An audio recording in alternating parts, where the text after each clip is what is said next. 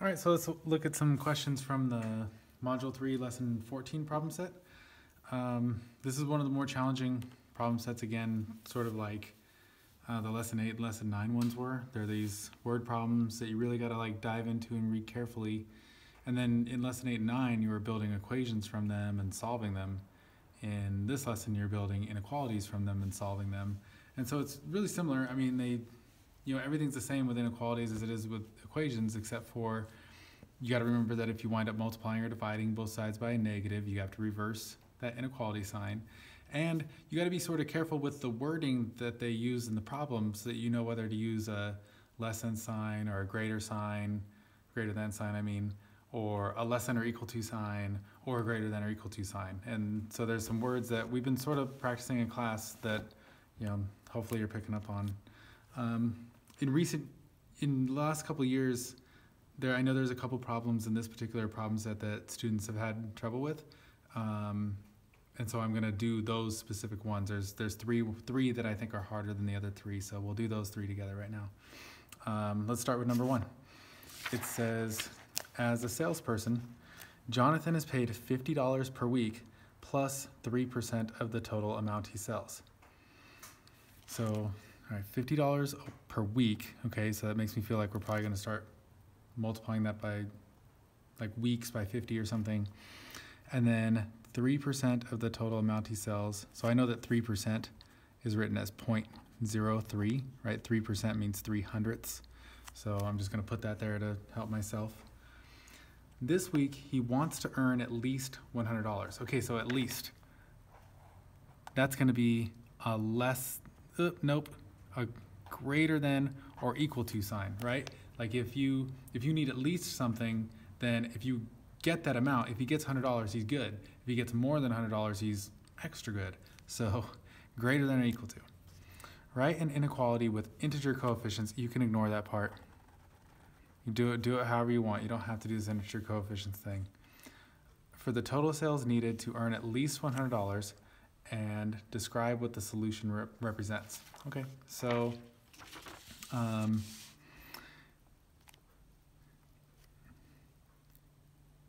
so we're not going to be multiplying $50 by weeks. Now that I look at it again, he just wants to earn $100 in this first week.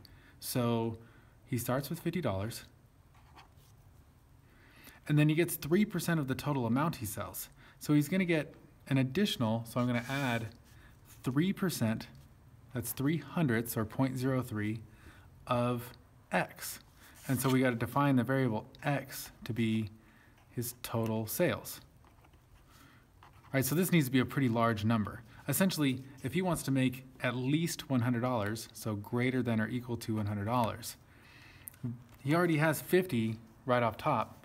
So we need this 3% of his sales to be another $50. And so it must be a pretty big number if 3% of it is 50.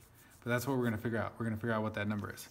So just like if I were solving an equation, the first thing I do is I would subtract this 50 from both sides to get rid of it. And so these two cancel each other out.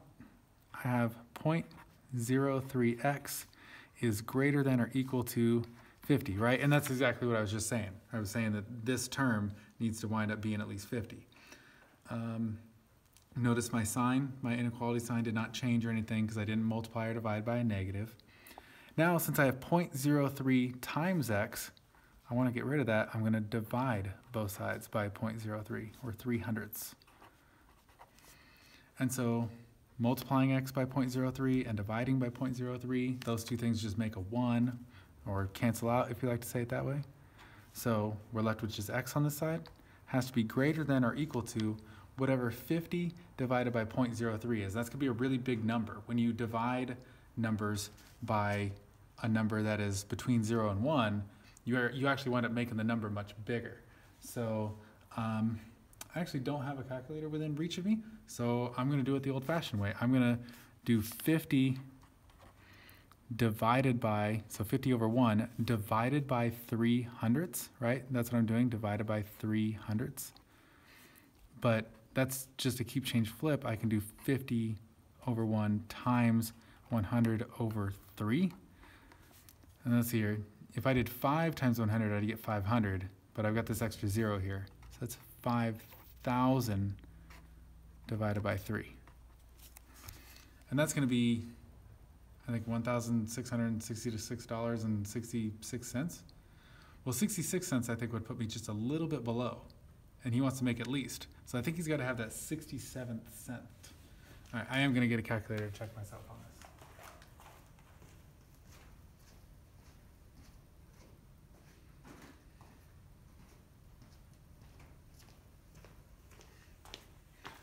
So you might have already punched in 50 divided by 0.03, but since I did this work over up here, I'm going to do 5,000 divided by 3.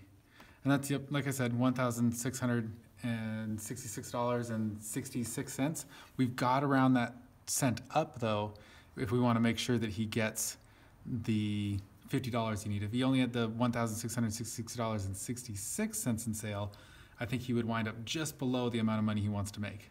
And just to check, I'm going to make sure that that's the same thing I get if I do 50 divided by 0.03. Yep, same number. Okay, so I would say that his sales, X, must be at least 1,000, I'll put a dollar sign. No, actually I don't want a dollar sign there, I'll put it later. $1,666.67. And so now it says that we're supposed to write a conclusion based on like what the solution represents. So that's just like the same conclusions we always write in class. I'm going to write, he must sell at least,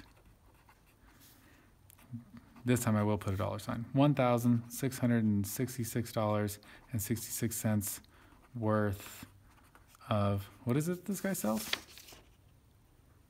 It just says he's a salesperson, doesn't say what he sells. Worth of stuff, I guess. He sells stuff. All right, let's do number 2. So I think the hardest thing about that one is just knowing that 3% is equal to 0.03 or 300ths, and then multiplying that by the total sales. We're actually going to do percents later in the year, so I wish they didn't try to hit you with percents right now. Okay, number 2. The systolic blood pressure is the higher number in a blood pressure reading. It is measured as the heart muscle contracts. Heather was with her grandfather when he had his blood pressure checked. The nurse told him that the upper limit, okay, so that means that's like a number that you're not supposed to go over, of his systolic blood pressure is equal to half his age increased by 10. Okay, so I'm thinking about these words upper limit here. What does it mean for something to be an upper limit? Well, I think it means it's like a maximum, right? Like if you have some stuff, right, and this is the upper limit, this line right here, well, you can go all the way up to it, but then you gotta stop. And so I would say that you need your stuff, whatever we're talking about, which in this case is blood pressure numbers, to be less than that upper limit. But I don't know how clear they are about whether or not are you allowed to have that limit number. I think so. I would think that you can have the limit number in this case. So I'm going to use a less than or equal to sign. So first of all, it says A is the age in years and P is the systolic blood pressure in millimeters. Write an inequality to represent this situation. So this is the situation. See, this problem is really hard to keep track of even for me, and I've done this one a couple times before. The upper limit is equal to half his age increased by 1/10. Okay, so we're going to be doing 1/2 times an age, or maybe an age divided by 2, that's the same. And then increased by 10, that means plus 110. And then I guess right now they're not going to tell us exactly what his age is in the first part. We're just going to use the variable A to stand for his age. And then P is the variable that stands for the blood pressure. So I'm going to write that over here just to sort of remind myself. So A equals age, and P equals, I'll just write the pressure number. Okay, and so let's go back to these words. It says half his age increased by 10. So his age is A, so 1/2 times A plus 1/10, and that's supposed to be this upper limit, right? So that means this number that we just wrote 1 half A plus 110 has to stay lower than or equal to, I guess, what you want P to be, right? You want his pressure number to be less than that. That's the goal. So this inequality says that his pressure number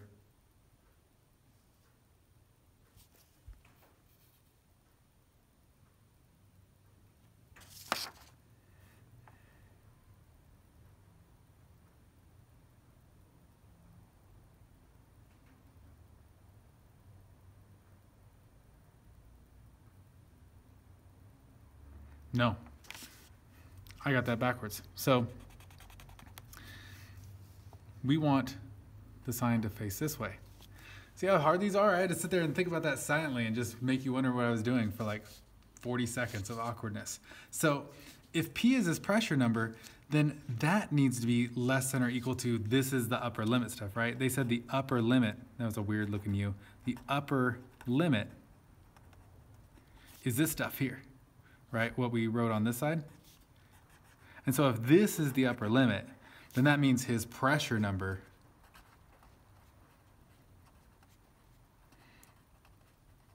needs to be less than or equal to that. So I had the sign reversed. See, that's even someone who's been doing this stuff for years and has even done this exact problem before in the past can still mess this stuff up. So if you're making mistakes, please do not feel bad. It's part of life. So now let's work this from here. Actually, we really can't even work this from here. We got multiple variables. We're not doing that stuff this year. I think this is all we needed to do for part A, right? They got to give us one of these variables in order to be able to solve for the other one. I think that's what they do in B. In B, they tell us how old he is. They're going to say, this guy is 76 years old. So what is normal, or maybe like what's the normal upper limit for his systolic blood pressure? So we're going to put 76 for A in this inequality that we just made. And then we can sort of solve it from there and figure out like where his upper limit is. So let's do 1/2 times 76 plus 110. Oops. I'm really making some mistakes tonight. All right, plus 110, that needs to be greater than or equal to whatever his blood pressure is. So 1/2 times 76, that's 38, plus 110. That needs to be greater than or equal to his blood pressure, and so that's 148. So I think the conclusion the question's worded so weirdly. It says, what is his normal blood pressure? Well, his normal blood pressure is anything less than or equal to 148. So it's more like a range. So I'm going to write this. I'm going to say his systolic, right? That's the word? Systolic. Upper limit is 148. And we could graph this one. I could draw a little number line. And then make some marks on it. We call this 148. So this would be 147. This is 146. Here's 149. Here's 150. And then since his blood pressure can be 148, we're going to allow that. We'll say, we'll put a circle on 148 and then we'll color it in, right? So a solid circle. And then since P is supposed to be less than or equal to that, then all the numbers that are okay for him to have are this way, right? So I'm going to draw my arrow that way. So he can have 147, he can have 146, 145, whatever, but he's not supposed to be up here in 149 or 150 in his blood pressure. Okay, and then I think the last one that I've heard students say they thought was challenging before is the last one actually. So let's flip to the back and let's do number 6. Ignore all these words that I have on this paper. This is the paper that you did problem set 11 on. I just don't have the problem set 14 paper yet. I haven't printed those copies out yet, so don't look at this. Okay. So can you see the problem? Is it off the screen? Let me adjust this.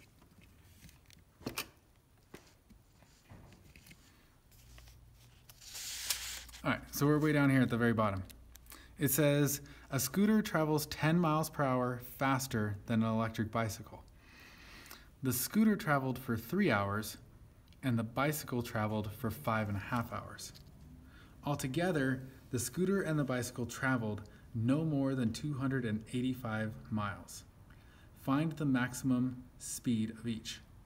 Okay, so in order to even do this problem, you need to understand that speed times time equals distance. All right, so this book is sort of assuming that you know this. But if you know how fast something is going and how long it goes at time for, or how long it goes at speed for, then you can figure out how far it went. For example, if I was going 60 miles an hour in a car, right, I'll write MPH, and let's say I went that fast for 2 hours,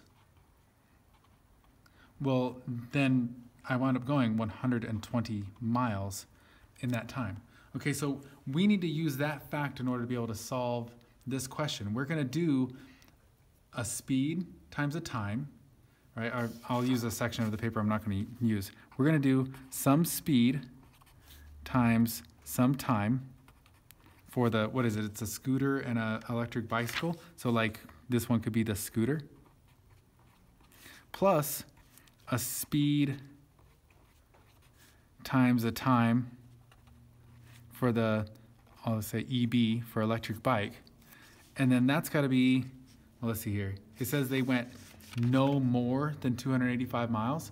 So I would say that that could mean they went exactly 285 miles or less. So I would say that that's going to be a less than or equal to 285 miles. And so this is weird because we're building an inequality out of all these different quantities. We have speed and time, and then distance in miles. But when you do this speed and this time multiplied by each other, you find the product of these two things, you get a distance, right? So you're using a speed and a time, but you're actually building a distance, plus another speed times a time is another distance, has to be less than or equal to this other distance we've been given. We did a problem with equations similar to this one day in class as we were rotating around the problems at the different group tables. I remember doing a problem with speed and time and distance in it. I can't remember the problem well enough to sort of try to jog your memory on it. If I think about it while we're working this problem, I'll tell you. So let's see here. Let's look at what we know. We know how long the bicycle traveled for, 5.5 hours. We know how long the scooter traveled for, 3 hours. So we know the times involved here. It's the speeds that we have to be able to figure out. Well, the only information we have about the speed is that the scooter went 10 miles per hour faster than the electric bicycle. They didn't tell us anything about the electric bicycle speed, and so I'm going to make that my variable. I'll use B for the electric bicycle speed. And then if the scooter went 10 miles an hour faster, then I can say that B plus 1 is, not plus 1, plus 10 is the scooter speed.